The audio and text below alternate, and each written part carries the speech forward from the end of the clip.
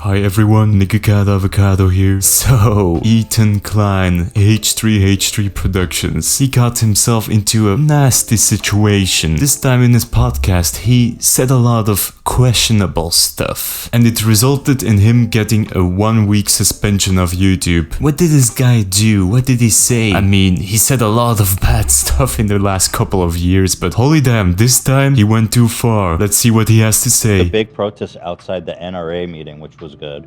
Do we have any insight into what they're actually talking about there at the NRA meeting that's today in Texas? Someone should bomb that building. Someone should bomb that building. Okay, Don't. I'll roll that back.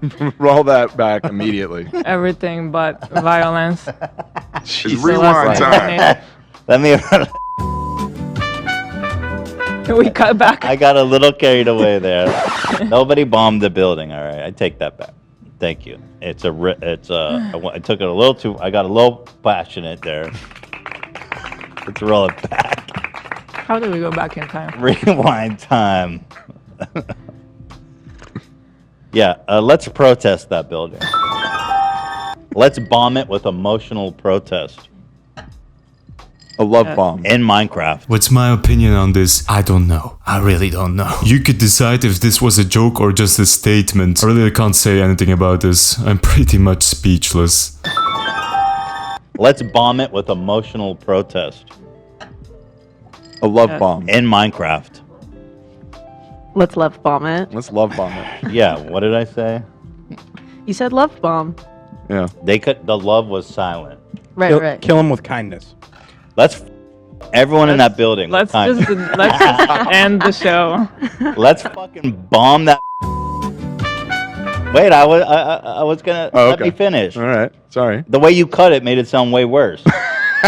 Let's fucking bomb that building with kindness and love and peaceful protest. A lot of people on Twitter are arguing that this was not a joke, this was a true statement. And the only reason why he backed up that statement was someone in his crew said it was not okay to say that. I mean, you could decide about it, but the thing that infuriates me the most is that he includes dead children in this conversation. The worst conversations are always coming from politics. It's always about politics. Dead children, dead people, bombarding. It's always included with politics. It's so fucking trash, dude. Let's not beat around the bush. Politics is just one big hellhole. I thought the real criminals were out here in the EU, the guys with the suits. But no.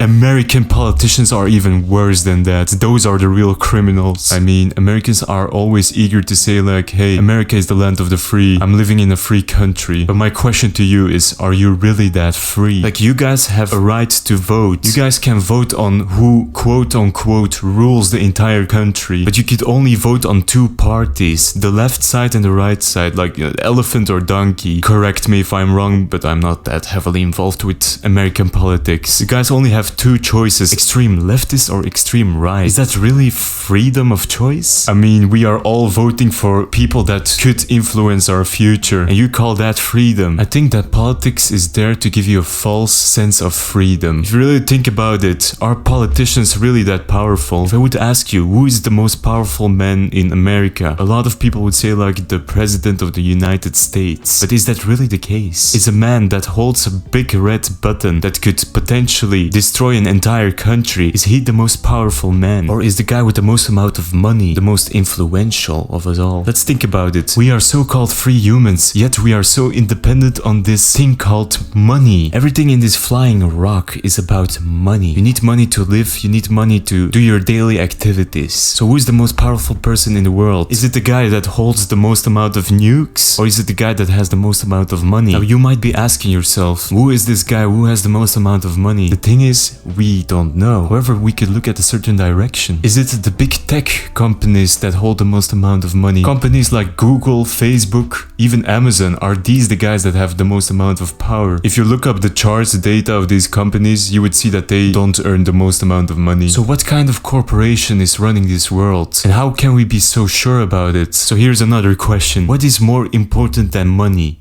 It's time. The time that you walk on Earth is more worth than every penny on this planet. Time is the sole reason we have this economy system. And there's this one big corporation that can influence how much time you have left on this planet. You could die tomorrow, or you could live for another potential 80 years. And this one big corporation can give you that. I'm talking about Big Pharma. The guys that give out medicine to people. The guys that give life to others. They're the biggest heroes in the entire world, but also the biggest criminals. There's only one corporation that profited out of Corona, and that is Big Pharma. Every pharma industry has been booming lately. We're also dependent on drugs, so is really the president of the United States the most powerful man? Politicians are there to push their own agenda. However, they have to follow up orders from these big guys, the elite. Who is the elite, really? You can look at YouTube videos of the top 20 richest persons on planet Earth. These are more public figures. They became famous because they have a lot of money. The real elite are the people out there that we don't know about, like the oil moguls, the CEO of pharmaceutical industries. Those guys that are not public figures are the ones we should look out on. I'm going way off topic. But yeah, Ethan Klein, he was pretty much open about his statement on bombing a certain politics group. It's really up to you on how you would interpret this. Is it a statement or just a joke?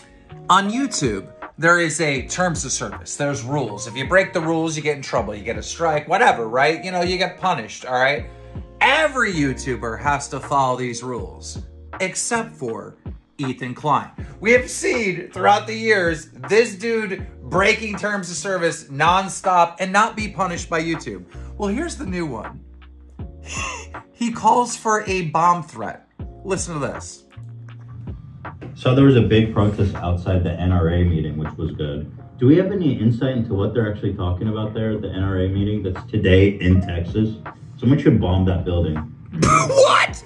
Okay, I'll roll that back. Roll that back. Yeah, you'll roll it back, but you just said it. You just said it. Yeah, you'll roll it back, but you just said it. You just said it. Any other YouTuber that called for a fucking terrorist attack on US soil would be permanently banned. Would be permanently fucking banned. Perhaps a lot of people overreacted on Twitter about this. Don't get me wrong, I'm not defending Ethan whatsoever, but I can say that a lot of keyboard warriors were after him. I hope he learned something from this. He can't get away with anything he says anymore. He got a strike from YouTube. Thank God. It's actually the first time he got punished by YouTube. Keemstar continues tweeting about this when he says, "Why was Leafy's here 5 million sub YouTube channel banned for bullying, but Ethan calls for a terrorist attack on US soil and only gets a YouTube strike? Something is not right." Hey, I'm gonna leave it here. Thank you so much for watching, and look at this juicy video. Click on it. Someone should bomb that building. Someone should bomb that building.